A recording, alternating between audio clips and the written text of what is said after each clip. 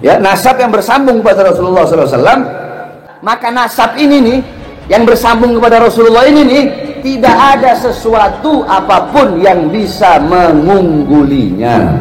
Harusnya kalau mau bicara masalah keutamaan begini, itu bukan kita orang yang berkata, harusnya para ustadz, harusnya para kiai. Lah kalau enggak, harusnya ente, kok ente tuju terus ceramah. Nasab, saya cucu Nabi, saya cucu Nabi, saya cucu Nabi. Kalau seharusnya itu, kenapa lu masih ngomong? Emang ya. Sebab kalau kita orang yang ngomong, nanti disangkanya, oh Habib itu sombong, oh ngebanggain nasab. Iyalah, lu bukan masalah ngomong ilmu doang, memang lu ngebanggain diri lu. Mana sih? Aduh, lu yang setiap hari kalau bahas, kalau ceramah selalu keunggulan. Yang dimaksud di situ keunggulan lu. Karena yang anda ngomongin fakta, kebenaran, sesuai surat Robito dan surat Nagoba. Oh, bohong ente. Surat Robito, surat dari Robitoh Alawiyah itu tidak mengatakan kalau Wali Songo itu terputus. Bin Syekh bin Abdullah bin Syekh bin Abdullah Akbar Arab itu Ali Zain Abidin. Beliau tidak pernah menuliskan nasab Wali Songo ini hingga ke bawah. Terhenti kepada Abdul Malik. Ya. Saya bagi tahu tunjuk. Betul. Saya tunjukkan di sini. Saya tunjukkan di sini. Dia maksudnya Sayyid Ali Zainal Abidin bin Abdullah Al-Awsat bin Syekh bin Abdullah bin Syekh bin Abdullah Al-Akbar Al-Idrus bin Abdullah Al-Akbar Al-Idrus Ibn Abi Bakar Syakran Ibn Syakran Muhammad Darda Sya'an. Letak metodologi. Beliau tidak pernah menuliskan nasab Wali Songo hingga ke bawah sini. Beliau menghentikan penulisan nasab hingga ke Abdul Malik. Abdul Malik itu Azmat Khan. Generasi ke-18 dari Rasulullah. Oke. Yang ini tidak pernah dituliskan. Ana bilang Azamat Khan yang sekarang nggak ada. Siapa bilang? Robito mengakui Azamat Khan. Kalau ada keturunannya, kenapa nggak ada? Lu ada nggak? Kesambung nggak? Beliau menghentikan penulisan nasab hingga ke Abdul Malik. Abdul Malik itu Azmat Khan. Generasi ke-18 dari Rasulullah. Oke. Yang ini tidak pernah dituliskan. Berdasarkan surat edaran Robito dan Nagoba. Nggak dibilang oleh Robito bahwa Azamat Khan sekarang nggak ada. Yang dibilang sama Robito, mereka punya nasab Wali Songo, hanya sampai Wali Songo saja. Nasab setelah Wali Songo itu anak cucunya, keturunannya nggak ada data sama Robito. Nggak ada, dibilang nggak ada sekarang keturunan Azamat Khan sekarang. Nggak ada dibilang gitu Robito. Lu fitnah Robito lu. Saya bagi lihat sini. 要するにハドラマウトの方ではアブドゥルマリクまでしか書いてない。だからインドに行ったってところまでしかやっぱないんですよね。Tapi siapa yang menghubungi Sayyid Abdul Malik dan Wali Songo? Iya. Jadi para ahli sejarah bukan an-nasabah. Para ahli sejarah bukan an-nasabah. Para ahli sejarah mengatakan kemungkinan mereka ini bersambung ke sini. Sehingga ahli sejarah menuliskan dan menyambungkan kepada Abdul Malik. Dan Wali Songo adalah keluarga Ba'alawi, Dzurriyyah Alwi Amul Faqih, itu sumbernya dari Vandenberg. Nah, ini nih orangnya, Vandenberg. Lalu bagaimana kita menyikapinya? Nah, ini biar Al-Quran saja yang bicara. Vandenberg ini bukan cuma orang fasik, tapi kafir, orientalis. Dia memang tugasnya ya merusak Islam. Ada Abdul Malik. Ya. Lahu Agoba. Dia Azmat Khan. Ya. Jadi hanya terhenti pada sini saja. Lalu bagaimana menurut Pak Yai sendiri hukum bergelar Habib, Pak Yai?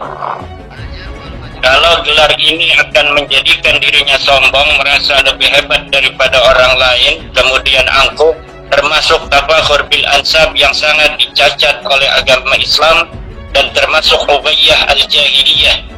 Imat bilang habaib Indonesia nggak ada. Sayyidina Ubaidillah itu nggak ada. Ahmad Al-Muhajir nggak punya anak. Berarti kan dia menafikan Wali Songo. Yang harusnya lebih marah siapa? Ana atau yang ngaku-ngaku cucu Wali Songo? Wali Songo bukan ke sana nasabnya. Itu versi kalian.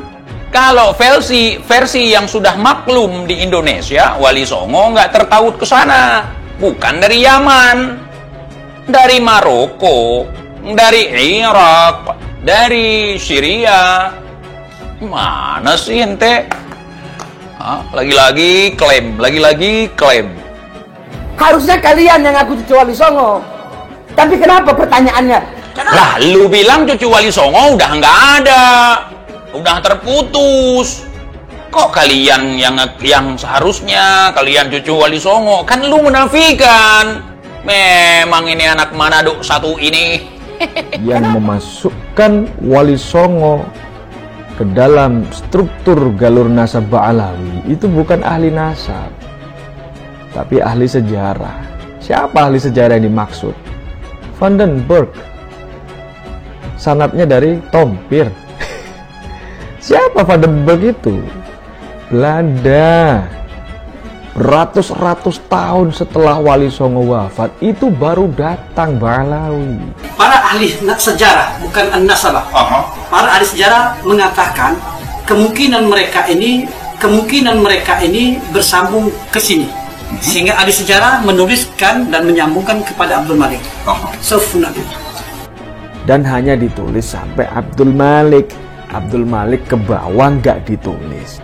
Tapi di monogram silsilah yang ditulis oleh Robito Alawiyah itu ditulis.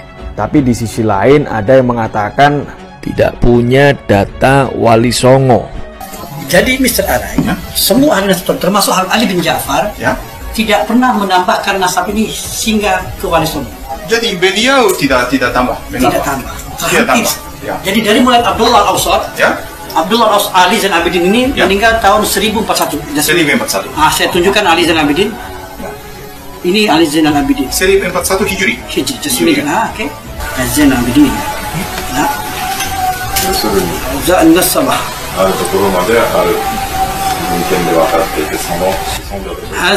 Zain Abidin Ali. Itu kan penjajah itu berapa ratus tahun di Indonesia, itu Belanda itu. Itu biang keladinya itu yang merusak semua informasi soal sejarah Wali Songo. Banyak sejarah yang dirancukan, dikacaukan oleh penjajah. Kenapa kok mereka nggak marah? Justru ke ana ngomong ini petentang, ya Allah ya Rabbi. Kalau nggak betantang petenteng bukan lu namanya. Lu kerja lu kan betantang petenteng, sok tahu. Berarti huwa humahum. Mungkin ada skenario di balik itu. Udah mulai halus skenario. Bilang aja lu salah ngomong, asal monyong. Skenario. Lu kebanyakan skenario, drama terus. Profesor Dr. Christian Sonohogranya ini memiliki nama Islam ketika beliau berpura-pura menjadi ulama, ketika masuk ke Aceh dan juga Batavia dan segala wilayah yang ada di Nusantara, Syekh Abdul Ghaffar. Cuman sekarang kita ada orang baru. Kalau menurut saya sih, walaupun saya tidak percaya dengan reinkarnasi, seolah-olah seperti reinkarnasi ya. Kalau nggak ngingkar ya nggak makan nasi. Snok Bahar Gronje. Ini udah bodoh, goblok, tolol, sok pinter, padahal goblok, padahal bodoh, padahal tolol. Kalau bedanya dengan Sonohogronyo, orang Eropa seolah-olah menjadi orang pribumi. Kalau yang ini beda lagi, orang pribumi seolah-olah merasa Eropa. Kalau Sonohogronyo rambutnya dihitam-hitamkan, alisnya dihitam-hitamkan, jenggotnya dihitam-hitamkan supaya kelihatan seperti pribumi dan bisa berbaur. Kalau Bahar Gronyo, dia memirang-mirangkan. Yang memberikan sumber sejarah siapa? ada nama Snoke Horgonye, nah, ya, ada Vandenberg, ada apa lagi tuh. Nah, ini semua pemalsu sejarah semua ini, termasuk nasabnya Wali Songo dipalsukan sama mereka. Ya karena perang lah, Beb. Ini sudah dari zaman dulu. Kalau ngaku sebagai zuriyahnya Wali Songo, ngaku ulama, ditangkap, dibunuh. Beda sama Njit Nyantum. Njit Nyantum itu kan teman akrabnya Snoke Horgonye, sahabat baik Mufti Batavia, dibayar tiap bulan 100 gulden sama Belanda, 1/7 gajinya Snoke Horgonye. Lah, ya harusnya kan lebih marahnya ke Imad dong, karena Wali Songo berarti nggak dianggap. Berarti Wali Songo nggak dianggap sama Imad. Ini narasi provokasi. Ingat, narasi provokasi. Polemik soal dzurriyyah Nabi yang berimbas pada pertarungan narasi dan opini antara habaib Bani Alawi versus Bani Wali Songo nampaknya terus memanas. Kendati Ketum PBNU telah mengeluarkan pernyataan untuk menyudahi polemik ini demi mencegah kemungkinan yang lebih buruk, rusaknya persatuan dan ukhuwah anak bangsa, khususnya umat muslim di negeri ini. Tanpa bermaksud tendensius atas sikap resmi PBNU yang sebenarnya diharapkan menyodorkan solusi terbaik dengan memandang dari berbagai faktor yang menjadi akar permasalahan ini. Namun ada sedikit masukan bagi PBNU yang sejatinya notabene penjaga Rumah Besar Muslim Nusantara dan NKRI. Sikap yang diambil oleh PBNU dengan alasan yang diungkapkan melalui ketumnya Yahya Khalil Qaumas atau Gus Yahya sepertinya terlalu dangkal dalam melihat substansi problem. Terlebih, ada kesan pembelaan terhadap pihak Ba'alawi dan justru mematahkan Kiai Haji Imaduddin Utsman yang notabene adalah salah satu anggota aktif dalam struktur ormas Islam terbesar di Indonesia dan di dunia ini. Diketahui Kiai Imaduddin Utsman saat ini adalah pengurus wilayah Nahdlatul Ulama atau PWNU Banten sekaligus penasehat generasi muda Nahdlatul Ulama atau GMNU Provinsi Banten dan Rijalul Ansor Kabupaten Tangerang.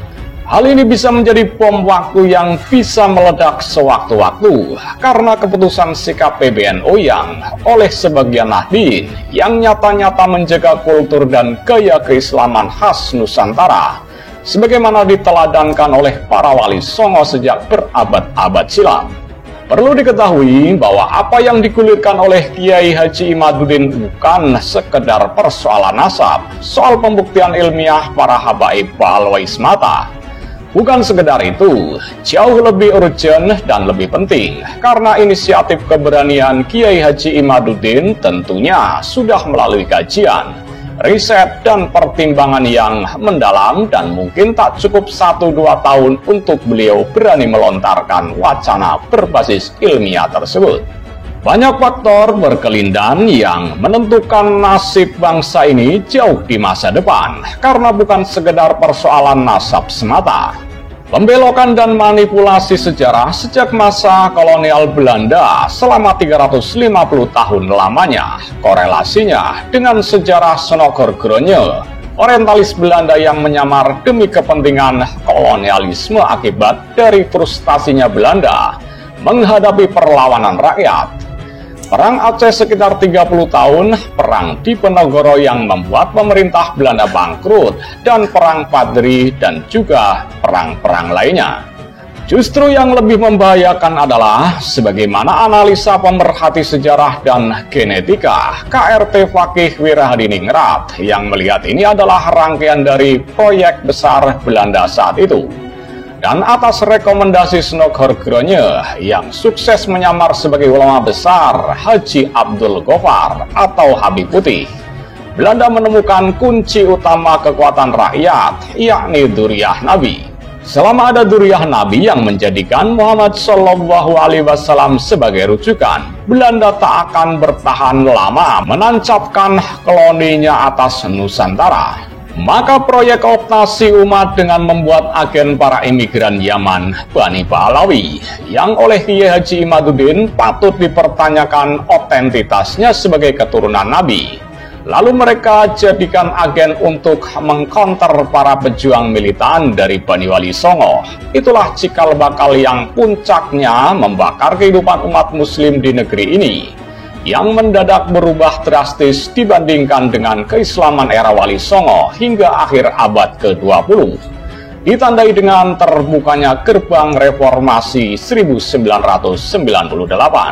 Ini adalah Divide et Impera, merupakan sistem penjajahan yang diterapkan oleh Belanda, yakni adu domba. Adu domba antar sesama masyarakat, dan itu diterapkan oleh Bahar Gronje. Ini sangat luar biasa sekali ya. Siap korbankan nyawa demi habaib. Siap korbankan darah demi habaib. Siap korbankan nyawa demi ulama. Siap korbankan nyawa demi habaib. Allahu Akbar. Bagaimana hukum memanggil dengan panggilan Habib? Orang yang memanggil orang lain dengan panggilan Habib, kalau dia tahu bahwa kalau dia memanggil orang lain dengan sebutan Habib akan menjadikan orang yang dipanggil ini menjadi sombong dan angkuh, maka hukum memanggilnya adalah haram, karena al-i'anah 'alal ismi wal 'udwan. Wala ta'awanu 'alal ismi wal 'udwan, kata Allah Subhanahu wa taala. Ayo, anak tantang. Mana yang ngaku-ngaku keturunan Wali Songo? Kenapa nggak serang Imat? Kenapa nggak tanya ke Imat? Berarti Imat, terus mau dibilang Wali Songo dari Sayyidina Hasan. Nggak ada. Yang paling muktamad Wali Songo itu dari jalur Amul Faqih, Sayyidina Husain, bukan dari Sayyidina Hasan. Kalau Sayyidina Hasan itu hanya dari hasil tes DNA. Katanya yang Anda dengar seperti itu. Kalau Sayyidina Hasan dari hasil tes DNA, katanya. Jangan yang ente denger lah, yang ente pahami aja. Yang ente denger pun ente bahas seperti ini, keblinger memang nih orang. Ini adalah monogram silsilah keluarga Ba'alawi, keluarga Habaib, yang disusun oleh Habib Muhammad bin Hasan Al-Aidid.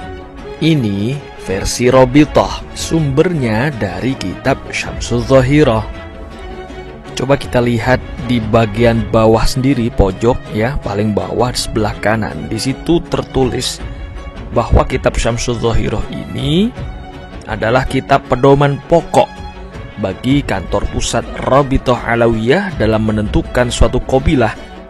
Kemudian Sonahagranya ini mengaku dirinya adalah seorang ulama yang ditakuti oleh kafir. Jadi memutarbalikkan kisah yang sebenarnya, diaduk-aduk, itulah yang disebut dengan propaganda. Jadi bapak propaganda pada saat itu terkenal, namanya Sonahagranya. Kalau bapak provokator hari ini terkenal Bahar Gronje, dan juga bapak angkatnya mencoba untuk mengobok-ngobok persatuan dan kesatuan dengan mengatasnamakan agama, menamakan dirinya sebagai ulama. Bukti sejarah tidak terbantahkan. Pesantren-pesantren yang ada di Indonesia ini tidak ada lain adalah buah perjuangan para Wali Songo yang dilanjutkan oleh para dzurriyyah Wali Songo, oleh para santri-santri Wali Songo. Banyak pesantren, masing-masing pesantren mempunyai silsilah nasabiyah. Organisasi Arab atau batu Arab sebetulnya dakwin kita itu ya salah. Artinya pengakuan itu nyambung gitu ya. Atau ngaku dari Wali Songo diakui oleh Nakoba Ansab Wali Songo, terus karena leluhur antum itu dari Sunan Giri, di mana Sunan Giri menurut Naat adalah daripada keturunan Syekh Abdul Qadir Jailani, ternyata dikonfirmasi ke negara Maroko juga, Baghdad juga mengatakan benar memang. Nakobah yang dibentuk oleh Nakobah Al-Jilani. Oh, ini Al-Jilani ya. Nakobah terbesar dunia, Al-Jilani. Ini begitu, Masya Allah. Jadi alhamdulillah saya ini sudah diakui sendiri oleh keluarga besar Al-Jilani sendiri. Jadi jelas. Ada anggapan bahwa para habaib itu pasti tidak akan masuk neraka. Bagaimana Pak Yai menanggapi tanggapan tersebut? Ini adalah kalimat yang sama yang diucapkan oleh orang Yahudi. Bahkan ini kalimat lebih hebat dari orang Yahudi. Orang Yahudi mengatakan lan asnar illa ayyama ma'dudat. Kami tidak akan terkena masuk neraka kecuali hanya beberapa hari saja. Jadi orang-orang Yahudi mengatakan mereka tidak akan masuk neraka kecuali beberapa hari saja. Kalau sekarang ada orang yang mengatakan ada orang yang pasti tidak akan masuk neraka, berarti dia lebih hebat dari orang-orang Yahudi itu di dalam kesombongan dan keangkuhannya di hadapan Allah Subhanahu wa taala. Orang Wali Songo dari Sayyidina Husain, dari Sayyidina Ubaidillah bin Ahmad yang dibilang sama iman. Bukan dibilang sama iman. Kiai Imaduddin melakukan penelitian. Menurut penelitian beliau, nasab Bani Alawi yang ada di Indonesia itu tidak tersambung sampai ke Rasulullah menurut penelitian beliau, menurut kitab-kitab yang beliau sudah pelajari. Kalau memang ente merasa tersambung, baca dong kitabnya, tunjukkan dong kitabnya. Apalagi di kitab-kitab abad ke-5, abad ke-6, abad sebelumnya. Ayo dong Har, jangan menurut ente, menurut data secara ilmiah. Gelar Habib itu tidak dikenal dalam ajaran Islam. Yang ada di dalam Al-Quran bahwa dulu orang-orang Yahudi dan orang-orang Nasrani mengatakan dirinya bahwa mereka adalah Habib. Wa qalatil yahudu wan nasara nahnu abna'ullah. Dan orang-orang Yahudi dan orang-orang Nasrani berkata kami adalah anak-anaknya Allah dan kami adalah Habib-habibnya Allah. Dalam ajaran Islam tidak ada.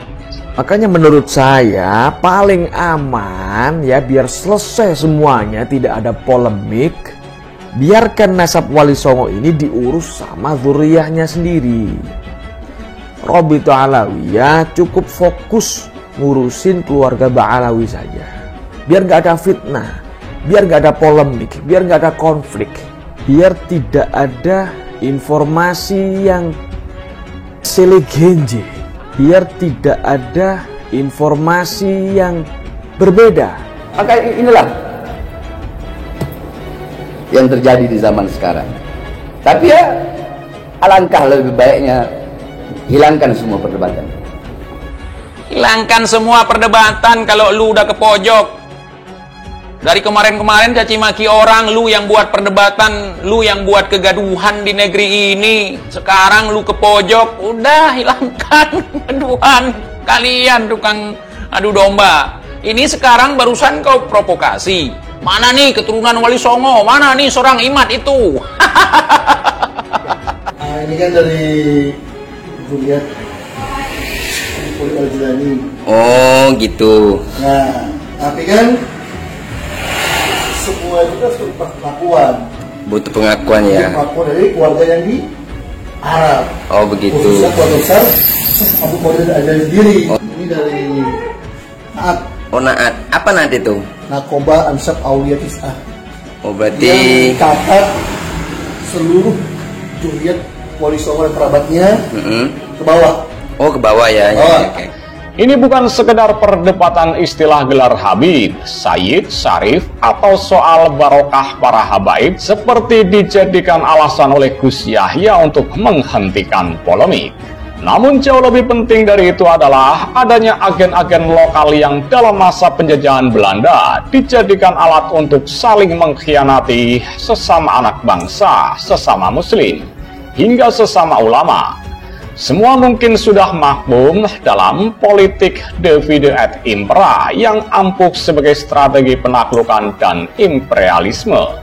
Tanpa agen-agen lokal yang disetting penjajah untuk mengkhianati bangsanya sendiri, mereka khususnya Belanda tak akan sanggup bertahan atau bercokol di bumi Nusantara hingga 1945. Bahkan tak kenal menyerah, mereka tetap berusaha merebut kembali lewat 2 kali agresi militer yang berakhir pada 1949. Yang jadi masalah, para antek dan agen-agen pengkhianat yang sudah didoktrin Belanda dengan pembelokan sejarah inilah yang paling berbahaya. Dan mereka sampai anak cucunya masih bercokol di sini, dan kita tak menyadari jika pola feodalisme dan pengkhianatan itu tak pernah berhenti dan terus beradaptasi dengan perkembangan zaman. Mufti Batavia yang adalah kolega dari Senok Horgronje yang sampai saat ini menjadi figur kontroversi sebagai salah satu contohnya, Sayyid Utsman bin Abdullah bin Aqil bin Yahya Al-Alawi atau lebih dikenal dengan Habib Utsman bin Yahya. Sikap Habib Utsman bin Yahya dalam politik kadang-kadang cukup kontroversial, terutama dalam posisinya tentang jihad dan perang suci, khususnya mengenai kerusuhan melawan Belanda di Cilegon, Banten. Meskipun Habib Utsman memiliki alasan yang kuat dalam argumennya, banyak sarjana menganggapnya sebagai kaki tangan kolonial. Selain itu, ia juga keras melawan praktek mistik seperti yang ditulisnya dalam buku Manhaj Al-Istiqomah. Dalam sebuah surat tertanggal 26 Maret 1891, Senok menulis tentang pendapat Sayyid Utsman mengenai jihad yang ditafsirkan secara salah oleh sebagian muslim Indonesia. Banyak orang disesatkan oleh beberapa doktrin hukum jihad, dan mereka berpikir bahwa orang muslim adalah dibenarkan di hadapan Allah untuk melakukan tindakan seperti mengambil milik orang lain, seperti mengambil milik orang kafir, orang Cina atau orang Belanda untuk dirinya sendiri. Utsman juga membantu Horgronje dengan mengeluarkan fatwa untuk mendukung perang Belanda melawan Aceh. Habib Utsman bin Yahya Bani Alawi ini menjadi unik karena oleh masyarakat khususnya Betawi dan keluarga besar Bani Alawi menganggapnya sebagai seorang pejuang Islam dan pahlawan. Di saat yang sama, dia juga mendapat penghargaan dari pemerintah Belanda atas jasa-jasanya pada mereka. Di mana akal sehat kita ketika ada satu orang dianggap sebagai pahlawan oleh kedua kubu yang berlawanan?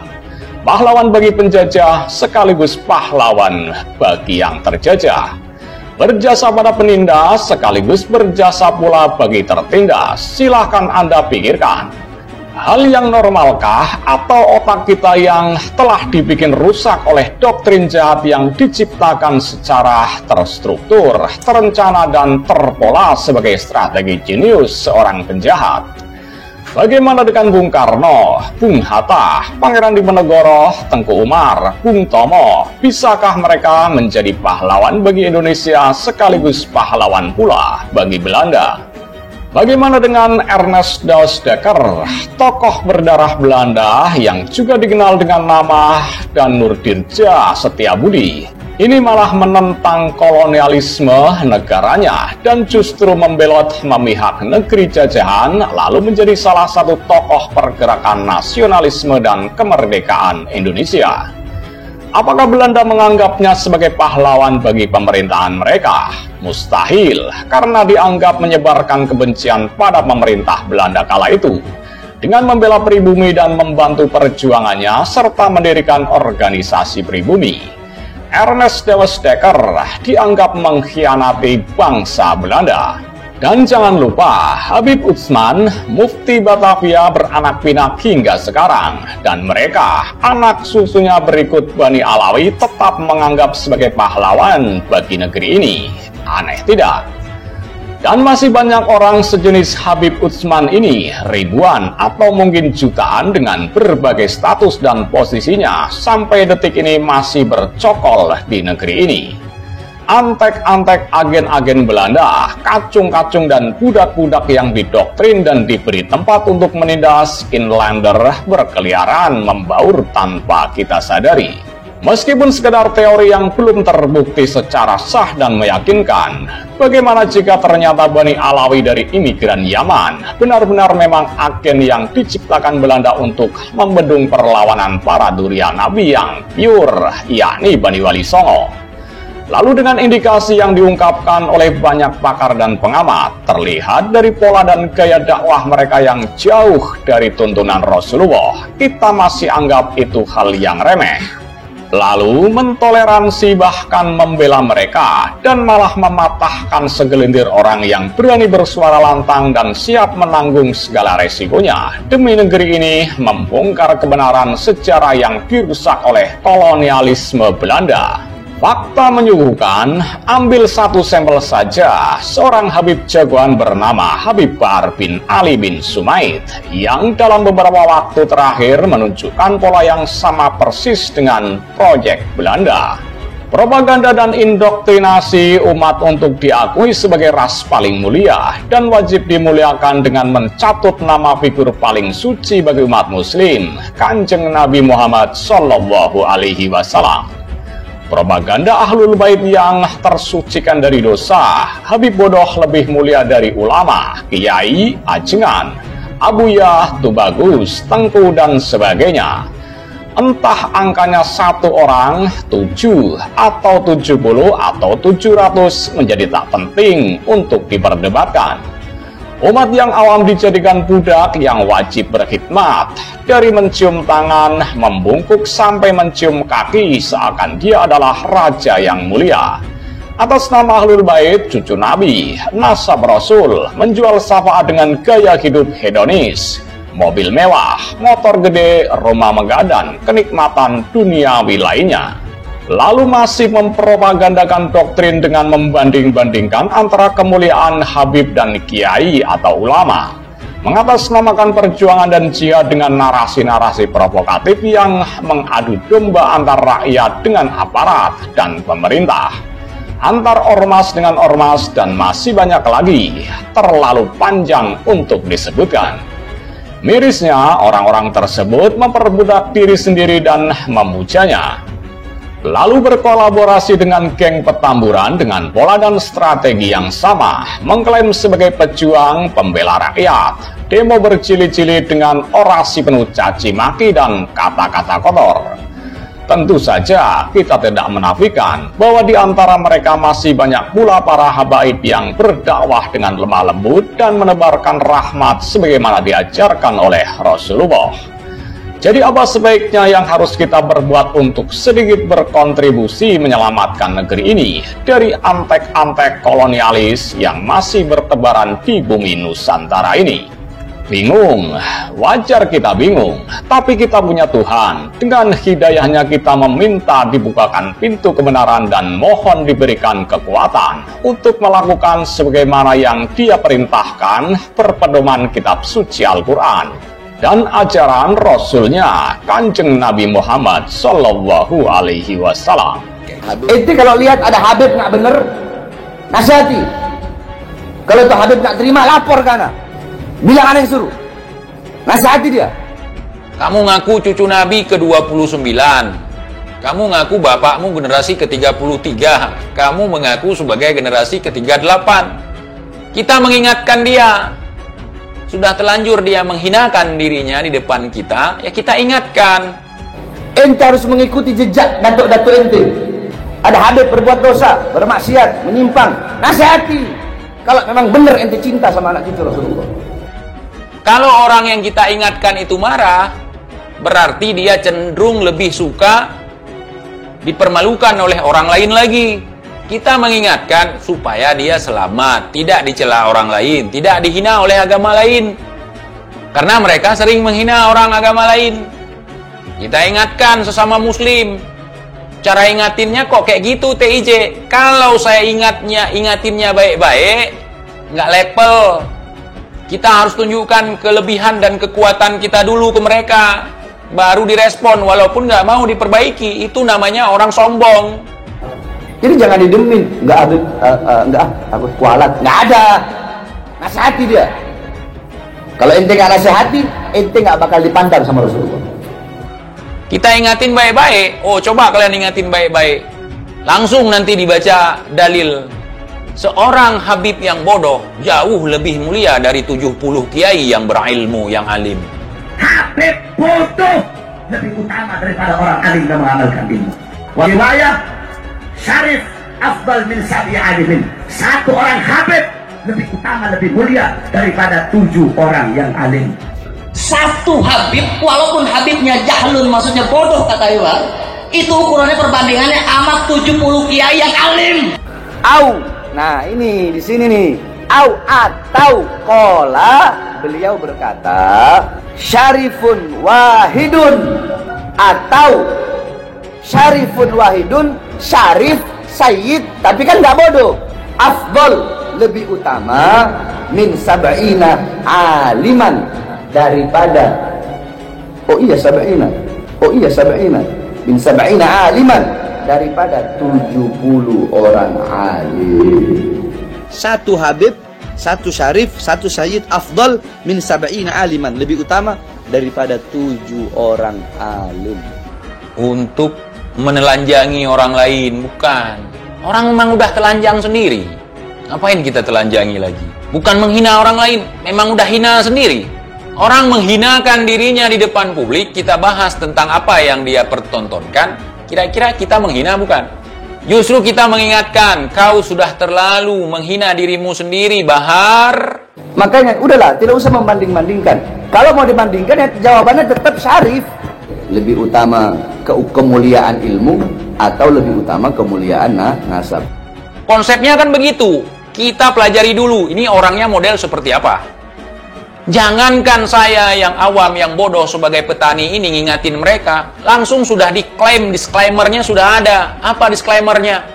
Walaupun saya bodoh, saya lebih mulia daripada 70 orang alim, 70 kiai. Itu udah ada disclaimernya. Makanya saya tunjukkan dulu ke dia siapa dia di mata kita, bukan siapa-siapa. Ya, jadi Habibur Rahman bin Mustafa Al-Idrus membawakan daripada Abdullah Bahusin As-Segaf, Jadi yang menjawab di sini Syariful Jahilun siapa? Imam Abdul Hasan As-Sindi. Habib bodoh. Padahal pertanyaannya tidak ada Habib bodoh. Pertanyaannya kan syarif. Dan ini bukan pendapat dari kita orang para habaib, bukan. Justru pendapat ini dari golongan di luar habaib, di luar sadar. Saya Bahar bin Smith tidak akan pernah membungkam saya punya mulut. Mulut saya tidak akan pernah bungkam. Selama itu mulut saya akan menghina, mencaci, memaki siapapun. Dulu banyak yang marah kepada ulama-ulama yang membocorkan kedok daripada senahagranya dengan tudingan pembenci ulama. Begitu juga sekarang ada senahagranya versi baru. Ketika kita bongkar, kita langsung dituduh Islamofobia, pembenci ulama. Kalau saya pribadi, jauh sekali dari kata Islamofobia. Kalau Baharofobia, fobia terhadap kelakuan si Bahar. Makanya anak bingung. Ini yang ngaku-ngaku NU sekarang, Ustadz Gus kiai ngaku NU sekarang benci sama habaib. Pendahulunya Kiai Hasyim Asy'ari, bahkan dalam qaulun asasinya beliau meletakkan syair Habib Ahmad bin Abdullah Segaf. Beliau berguru kepada Habib Abdullah bin Ali Al-Haddad Sangeng, gurunya Kiai Khalil Bangkalan juga. Bahkan beliau berguru kepada Habib Husain As-Segaf. Dibuktikan, bukan cuman omongan. Bukan cuman sekedar omongan, buktikan. Kalau cuman ngomong, cuman monyong, cacing pun bisa ngomong. Hei, saya dulu sebelum jadi cacing, saya naga. Itu udah sering saya kasih bahasa-bahasa yang ditinggalkan oleh orang dulu. Kalau cuman ngomong, terus TJ ngapain ngomong? Kalau saya memang orang bodoh, tapi suka ngomong. Ya, setidaknya walaupun satu ayat yang saya ketahui itu yang saya sampaikan. Itu ya bagaimana itu menjadi anak, dihina, dicaci, dimaki, difitnah setiap hari. Tapi anak sabar. Ada anak balas hinaan mereka, ada anak balas cacian mereka, anak balas fitnahan mereka. Enggak. Nah, sampai sobek mulut mereka, Bahar bin Smith tetap akan menjadi seorang Bahar bin Smith. Saya Bahar bin Smith tidak akan pernah membungkam saya punya mulut. Mulut saya tidak akan pernah bungkam. Selama itu mulut saya akan menghina, mencaci, memaki siapapun. Jadi untuk meminta maaf atas kesalahan-kesalahan kita itu bukan hanya lebaran saja. Jikalau bagi kalian itu adalah suatu kesalahan, demi Allah saya Bahar bin Smith tidak akan pernah minta maaf dari kesalahan itu. Apalagi kalau udah berbicara tentang tasawuf, berbicara tentang ilmu hakikat, ketauhidan yang tingkat tinggi, itu nggak ada lagi kita open orang mau ngapain kita. Kita udah siap. Dihina, dicaci, udah siap. Tetapi setiap hari jadikan adat, istiadat, kebiasaan kalau minta maaf ya harus setiap hari. Saya lebih memilih busuk dalam penjara daripada harus minta maaf. Allahu Akbar. Allahu Akbar. Ini ada orang bukan mencaci, baru komplain sedikit udah dia pembenci ulama, dia pembenci habaib. Man abghadahum abghadahullah. Mereka keluargaku, mereka anak cucuku, mereka diciptakan dari tanahku. Maka celakalah bagi orang-orang yang mendustakan keutamaan mereka. Kemudian saling serang konten, tiba-tiba baper buat kisah TIJ pembenci habaib. Celakalah bagi orang-orang yang mendustakan kemuliaan mereka. Maka Allah, siapa orang yang mencintai mereka, Allah akan cinta kepadanya. Siapa orang yang membenci mereka, Allah subhanahu wa ta'ala pun akan membencinya. Mereka belum pantas untuk masuk di ranah orang dewasa. Kelakuannya kayak bocil, nonjokin kepala orang, dipukulin, lapor sama emak, sama bapak, datang emaknya sama bapaknya gebukin kita. Kenapa Habib gebukin dua orang? Itu dua orang anak kecil dianiaya. Yang saya pukulin ya Habib palsu, yang nipu ratusan juta, udah punya anak, terus saya pukulin depan orang tuanya lagi. Tapi tetap orang-orang yang gak suka penganiayaan anak, nganein anak. Stop nanti berdua. Terus ente ngaku-ngaku Habib. Hei, nama asli ente siapa? Ngaku apa? Ngaku Alatos. Ente siapa namanya? Abdul Jabbar. Waktu di Bali ngaku-ngaku Muhammad Rasulullah kakek ente atau kakek anak? Kalau ente berkata Rasulullah Muhammad kakek ente, faqad kadzabta, maka ente telah berdusta. Kalau ente bilang Muhammad kakek anak, terus kenapa ente berani ingin memenjarakan seorang anak cucu yang kakeknya ente yakini sebagai nabi ente? Jadi kebaikan kita itu, orang baik itu tidak mengatakan dirinya baik, keluarganya baik, temannya baik, sahabatnya baik, bukan. Tetapi kebaikan itu diaplikasikan dalam kehidupan sehari-hari. Orang baik kalau udah ngaku-ngaku baik, di saat itulah dia menjadi ketahuan bahwa dia bukan orang baik. Karena kami, para anak cucu Rasulullah yang berada di barisan paling depan, rela hancur, rela binasa demi bangsa dan rakyat Indonesia. Orang yang pinter, dia akan terus belajar untuk menambah ilmunya. Di saat ada orang yang pinter, dia mengaku-ngaku pinter, disitulah kita tahu bahwa dia adalah orang bodoh. Ustadz goblok, kiai goblok, sampaikan sama dia. Saya tantang dia depan. Kamu rekam, kasih tunjuk sama si Ustadz goblok itu. Anak kecil gaul sama orang dewasa ya kayak gitu.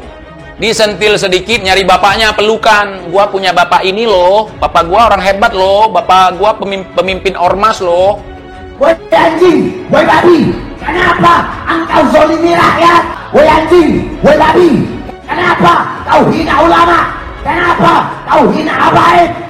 Itu anak kecil, saudara. Coba lihat mereka, anak kecil yang masih mau pengakuan, bukan pembuktian. Hanya ingin diakui tanpa alasan. Kalau kita butuh pembuktian. Jadi kalau mau saling memaafkan, itu momennya bukan hanya hari raya saja. Momennya bukan hanya bulan Syawal saja. Setiap hari adalah Id. Kita nih ngaku sebagai cucu Nabi, buktikan dong akhlakul karimah kita. Ajaran yang ditinggalkan oleh datuk kita ajarkan. Bukan cuman pingin pembuktian, tapi nggak ada bukti sama sekali. Kalian jangan macam-macam sama rakyat, polisi bangsat. Jangan macam-macam sama rakyat. Jangan-jangan PKI lewati. Kalau anak ada salah, baik salah melalui mulut, melalui tangan, melalui perbuatan, ucapan, kelakuan, baik yang disengaja atau nggak disengaja,